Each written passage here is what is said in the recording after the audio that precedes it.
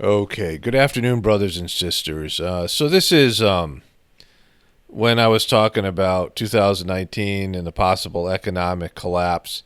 I don't think that that is what would define this year. So the first time I started doing this was in 2017, giving the year a early indicators for 2017. I called it the year of the beast, and there was all this beast energy. They released the movies Beauty and the Beast and the Beast in the Split movie and all these things. And there was this beastly energy. And then in 2018, it was where the so-called controllers just admitted to things in ways we hadn't seen before. They did this with making the Illuminati a brand in commercials with Taco Bell and things like that, rolling out this transgender agenda in a way that we hadn't seen, and just coming out front and saying, this is who we are, this is what we do. And to continue with that theme, I would believe that 2019 is the beginning of the moment of truth. Okay, so the moment of truth being where you can't hide behind deception and spin and things like this, that truth is going to be predominant. So the economic collapse, the way that would fold into this year, is the truth that we have an overwhelming amount of debt, quadrillions of dollars of debt, and it's not sustainable, right? There's no way to pay back that debt. It's when the economy, when you have a debt-based usury economy, it's when the pyramid scheme collapses. Pyramid schemes can't sustain themselves. Debt-based economies can't sustain themselves. The debt-based economy is that debt is wealth because everything's a promise to pay. So that's a debt, right? When you create money out of thin air and say, well, it doesn't have any value, it's not backed by rice or corn or gold or barley, right? It doesn't have something in the material world to back it. Like this note, this piece of paper is worth this much, and it would be, gold or silver or something material, right? You could go to the bank or you could go to the government and say, all right, I want to turn my piece of paper in for its whatever you're using to back the currency, gold or, like I said, barley, whatever it might be, right? Salt. Salt was the original currency. People would trade salt back and forth and barter with it. You trade salt for something else, right? That's where the word salary comes from. But now it's just a promise. It's imaginary. And now with digital currency that doesn't even exist in paper form, it's just an idea. And when that debt gets up to an amount of money that could never be repaid, which happened probably 50 years ago, then you're just living this lie waiting for the economy to collapse. So, and I've covered this more extensively in this other video. So if the economy collapses, it's not because that defines this year. It's because the truth is coming out. We have to face it. And so you have people having difficulty facing the truth. So this is the Bird Box movie, which has been so prevalent. Just made another video about that, where people are doing the Bird Box challenge and putting on blindfolds.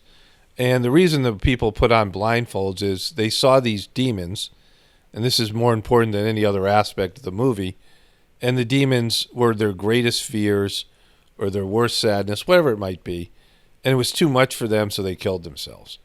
But the crazy people could look at the demons and not want to kill themselves. Their job was to make other people look at the demons. And so they could walk around and look at the demons, and it did bother them. But in reality, it would be the sane people, the psychologically healthy people, the spiritually evolved people who could look at the demons, and no matter how bad the sadness made them feel, or whatever it was, the despair, the fear, they could clean it out and face it and not kill themselves. You understand this? And so putting on the blinders, putting on the blindfold, so they wouldn't see what they didn't want to see. And this sums up the year 2019, because you have people like this in your life, and you try to talk to them about some of these narratives, right? Some of these negative narratives about the true history of things. And they say, stop, I can't take it. I don't want to hear it. I can't. I mean, you've experienced this yourself. And there's two pieces to this, and I covered this a little bit in another video. And this is going to be helpful. This section of the video will be helpful for people who are the so-called sheeple, people who look down on conspiracy theorists, and people who are in the so-called truth community or whatever, because I'm going to explain a little bit about that in a second. But the first piece to this is that there is the negative truth, and that is we have a demonic and corrupt system. And you don't have to call it demonic. You can call it whatever you want. But it goes away from the natural order of things and the way that healthy humans behave. And it's based in lies and fundamental dishonesty and illusion. And that's our system. And I'm going to get back to that in a second. The other piece is people have a deep fear of becoming a full expression of the soul, right? People have attachments, they have limitations and things, and they have just a fear of being successful. People have a deep fear of being successful. And I'm going to go through various groups and talk about ways that people cling to their identity, cling to things in a way that is blocking them from becoming all that they can become. An unhealthy way of dealing with truth, when the truth is mirrored back to you in a way that you have to deal with it, and the psychological coping mechanisms that people develop to push it away, to block that moment of truth. And so to start with, this is for your friends and family and people like who wrote comments about the moon landing on my recent moon video, who are science people or NASA people and things like this. There is a fundamental human condition where a person becomes done, right? They're just completely over another person. They have an aversion to another person. So if you've ever had a situation where you drank something like, gin or tequila, and you got so drunk and so sick that every time you smell that drink, you smell gin, you smell tequila, you smell any of these types of alcohols, where you've had such an aversion created. Of course, if you've seen the movie Clockwork Orange, where that guy is forced to have that desensitization. This is based on Kurt Vonnegut's book, and there's these derelict teenagers, whatever they are, young kids in their 20s in England, and they get busted, so they bring them in to reprogram them, and they force the kids' eyes open, and they show them images of things that the kid was doing, and then they give him a chemical that makes him extraordinarily nauseous. And then when the kid goes back out and wants to do some of these things, he gets nauseous, right? He has a nauseous association. So he no longer wants to do those behaviors. And so you've experienced this in your life probably, or you know someone who's experienced this condition of aversion to another person, right? Probably you haven't heard anybody talk about this, but it's a real thing, right? People have this where you're just over a person. It might be one of your ex, boyfriends or girlfriends or spouses, or your boss or somebody where you're just like, I'm done. I can't fucking deal with this person. You're just completely given up on this person. And just the smell of the person, their mannerisms, everything about them triggers you to feel like hatred for them, triggers you to feel like, there's nothing they can do to make it better. They can't apologize anymore. They can't do anything to redeem themselves. You're just done with that fucking person, right? You're just over it, like that's it. And it's never getting better. Time isn't going to heal it. Apologies. I mean, even if the person changes, you've just developed like a physical repulsion to that human being. And so for people who aren't in the so-called truth community, you don't understand what people who are in the truth community feel about the government and the corporations and the politicians and the news media. That's how we feel about it. We feel this aversion to their lies. I mean, we just, we've given up on them. I mean, if you really look at this, if you really look at any kind of data and you look at the amount of deception and lies and just the self-centered nature that people have when approaching an interaction with another person, because there's so much narcissism and we've become so selfish as a species, starting in America and the Western countries, and this has spilled over to all these other countries. There's no longer people sacrificing for their family members. There's no longer people, doing their work and performing duties for other people. putting the other people in front of themselves, right? That just doesn't exist anymore.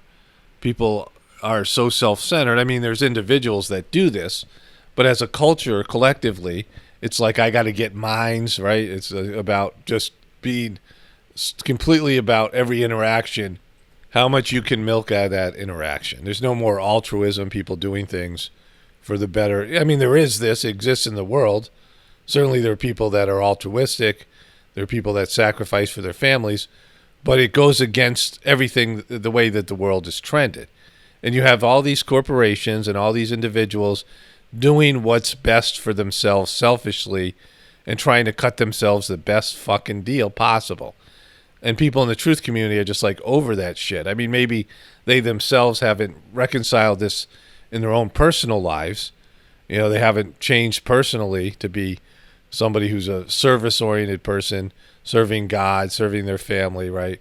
But they're sick and tired of the groups of controlling people doing things in a deceptive way for self-aggrandizement, for self-profiteering, self-gain, small self, ego gain, ego manifestation of everything, what's in it for me, and then also selling it like, oh my God, I'm such a great person and I'm doing it for you, and giving themselves awards and medals and patting themselves on the back for selfish acts that they did and saying how they sacrificed for this and sacrificed for that when they're just doing it because they want to do it and it's what's best for them, and getting awards for being a selfish prick.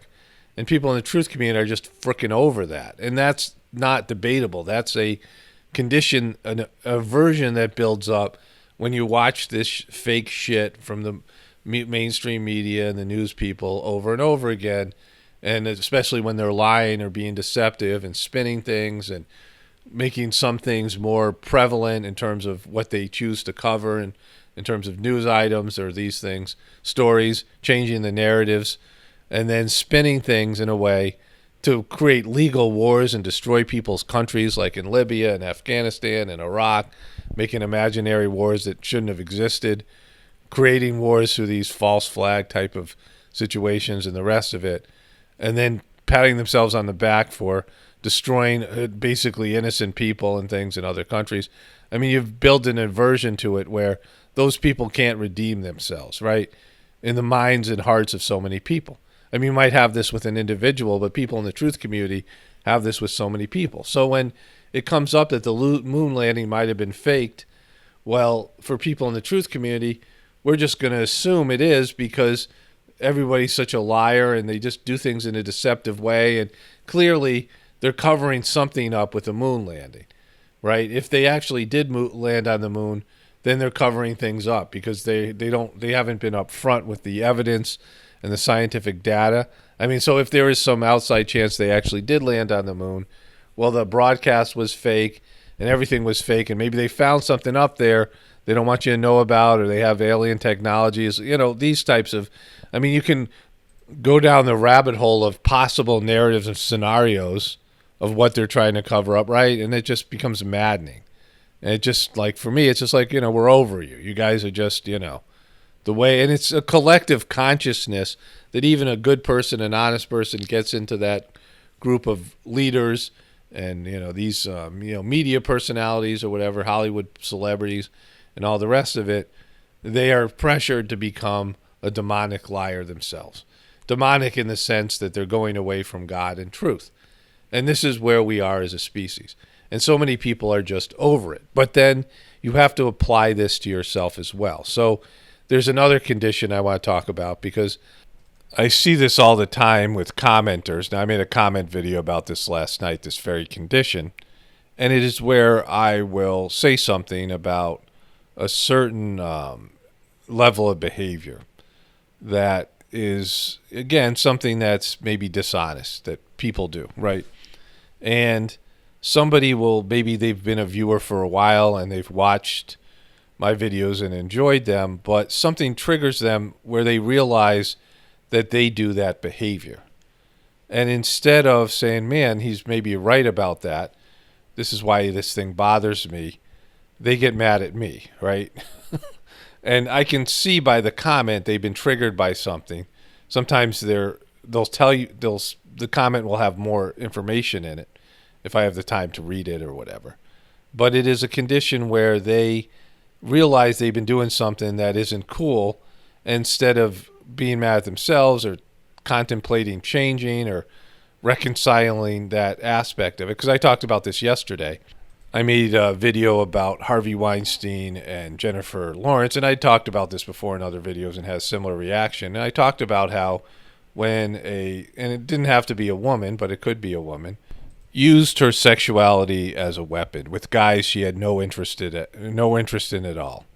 You know, this is the fantasy clothes. I had a buddy who worked for Holiday Health or Bally's Health. Bally's, I don't know what it became. My sister worked for them years and years ago. Then one of my best friends from high school worked for them after college for a while, and he became a good salesman. And he ended up dating and marrying a coworker. And they talked about fantasy clothes. Okay, so they would find somebody, usually some sort of loser, and they would flirt with the person, man or woman, and they would get the person to sign up for their crappy club, right? Because they talked about how if everybody showed up who had memberships, they'd have to close the club. So it's what they're trying to do is sell health, sell fitness, but they don't want the person to show up. And so they would pretend to be sexually interested in the other people until they closed the deal, right? And the person was like, oh, wow, I should sign up for this thing because this person wants to be with me. And so they call it the fantasy clothes, where the person would have fantasies about them, right? And another thing my buddy used to do, again, you know, this is back when I was in my 20s, but I'm like, this isn't cool. You know, you realize you're deceiving people. He would go into the club and work out with guys, usually losers, and he would befriend them. And he was a personable person, and he would get them to upgrade their membership. So we'd go in on his days off and lift weights, and he would make 2 or 3 sales, upgrading people to a higher level of membership based in friendship. Again, this deception. This is the deception. This is not uncommon behavior, right? And so I talked about this, how women would go using their sexuality and go to Harvey Weinstein and touch him and flirt with him. You can see all these celebrity women doing this in the various videos I've shown about it. So many of these celebrity women who have their hands affectionately on Harvey Weinstein are selling this idea, they're using their sexuality, making him have sexual feelings, because women who do this know that when a man starts thinking in terms of he might get laid or whatever, he makes poor decisions, right? A man who is thinking that he might have sexual intercourse with some woman or sexual interactions with some woman, and again, it could be a man with a woman too. Again, it's not, it works both ways here. But I was talking specifically about women because they're more likely to do this. It's a power. It's a power women have over men. And there's certain women who know how to use their sexuality and flirt with men to get their way.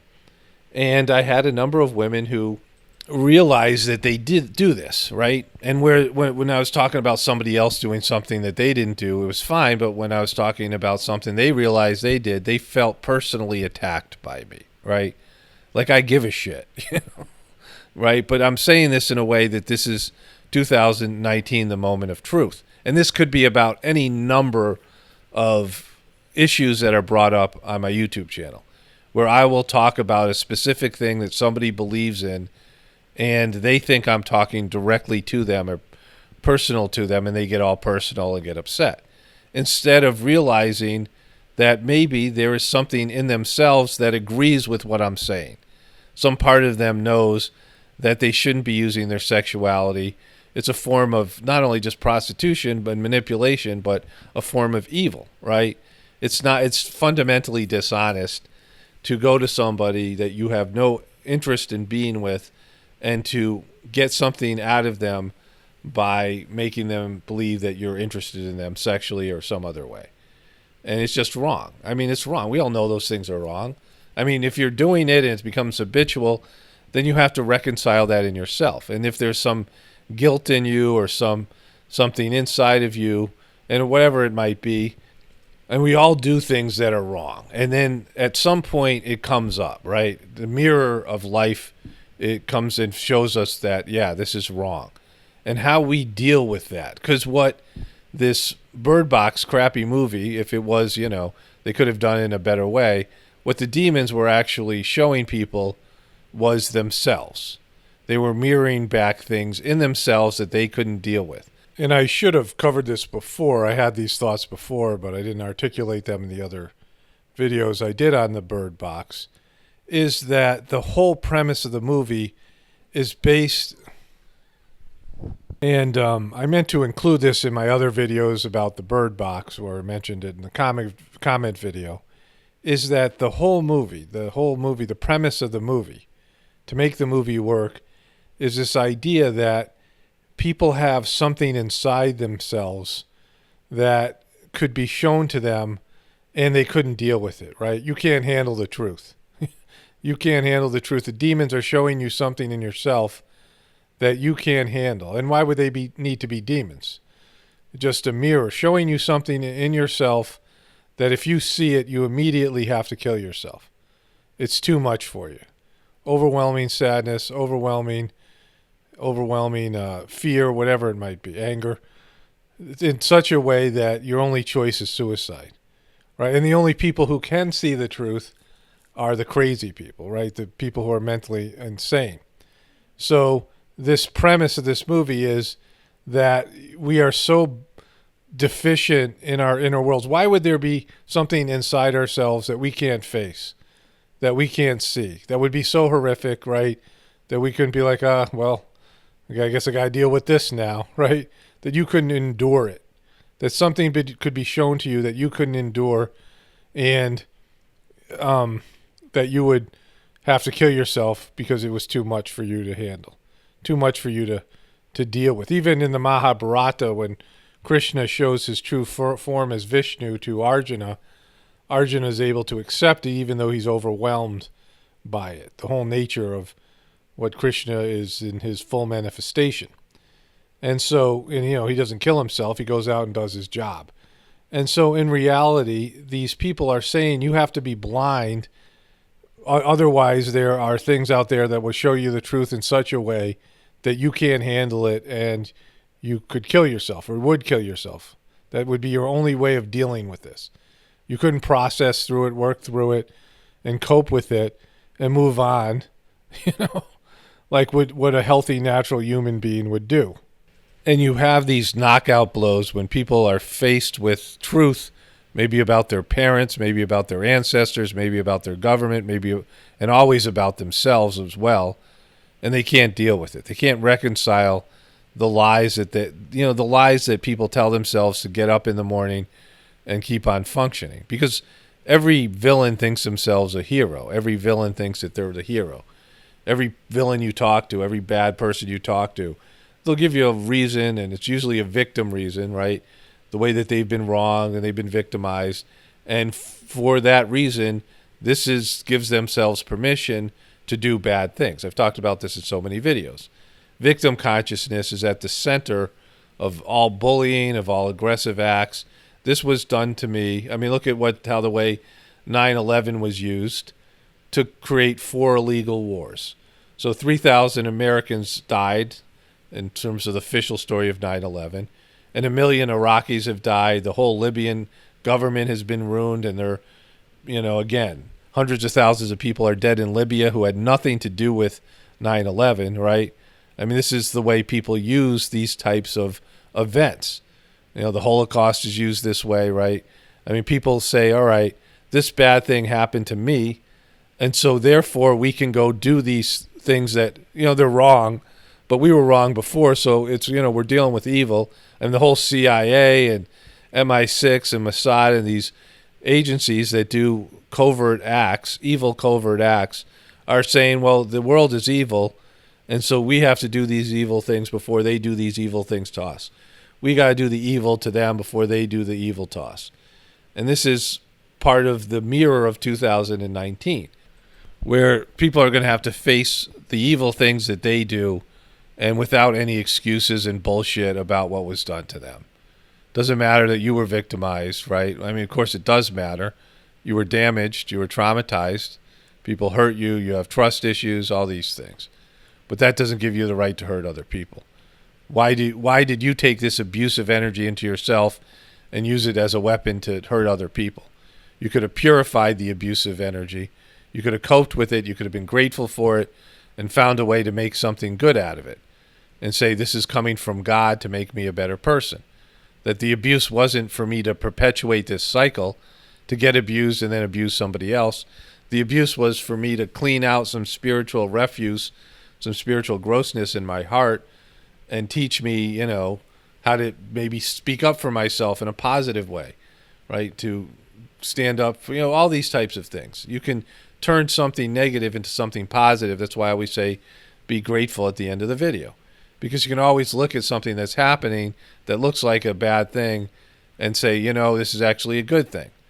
Until it reaches its end, till any story reaches its conclusion, we don't know whether a thing's a good thing or a bad thing until we see how it manifests itself.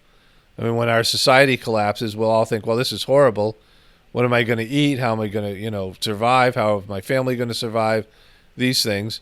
But we don't know what it's going to look like in 100 years. The earth might be a place, an immaculate place, like a place that's completely free from all this evil and deception and all this debt-based economy and all this perversion, all these abominations. People can be on a higher level of spiritual development. They could be loving and sacrificing and completely changing the spiritual condition of this world. And you'd be like, wow, that collapse was totally worth it, because look at human beings are living now. Look at how much better it is now. And so this is what I'm talking about in terms of the moment of truth. What you see in the world as it is now is that almost everybody needs validation. And this is the moment of truth where you no longer are looking for validation because you've reconciled your inabilities and the bad things that you're doing. So what I'm talking about here is, like, for the LGBTQ, the people in the LGBTQ, more than anything else, they're looking for people to say, and I'm talking about straight people, the other people who are not in the LGBTQ, to validate them and say, you're normal. What you do is normal. What a man putting on a dress is normal. These things that you're doing is normal. It's okay. That's more than anything else. You see, this movement is about getting validation, forced validation, because the people in the top of the pyramid engage in these same sorts of behaviors. And the people who run our system don't want validation from the people below them on the pyramid, on the capstone of the pyramid. They don't want validation from all of us, the so-called mob, the muggles, because they think of themselves being above everybody else, right? That you're somehow a lower species, but they do want validation from God. And they think they get that validation because they say, well, why are we in power if God isn't validating us, right? And that's how Asuric people, demonic people think, these types of rulers, that we are somehow better and God's validating us because we remain in power. And as long as we can remain in power, that's a validation of our divergent ways of being, our unnatural, our abomination that we're creating here.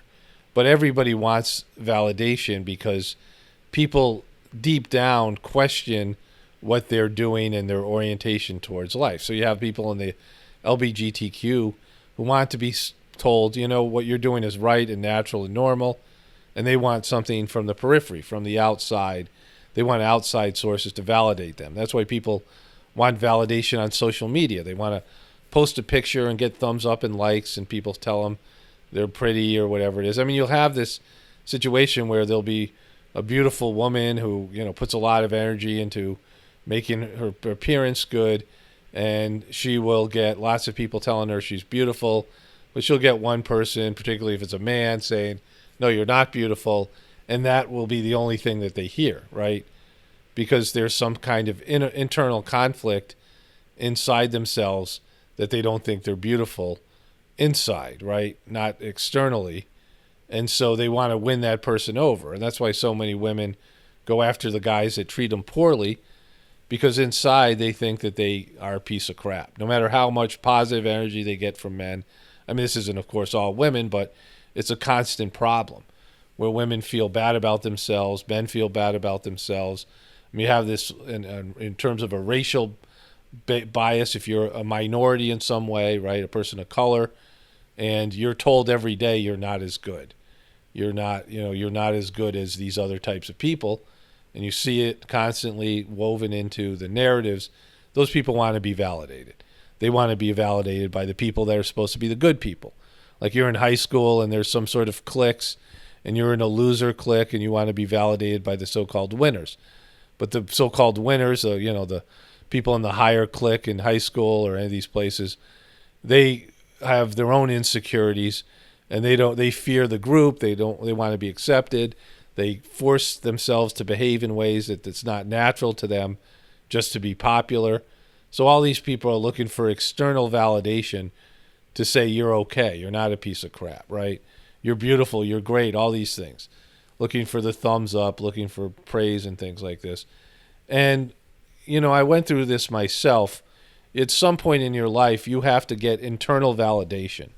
It's nice to get other people to validate you. It's nice to get people to praise you and things like this, but it's not necessary if you're doing what you're supposed to do.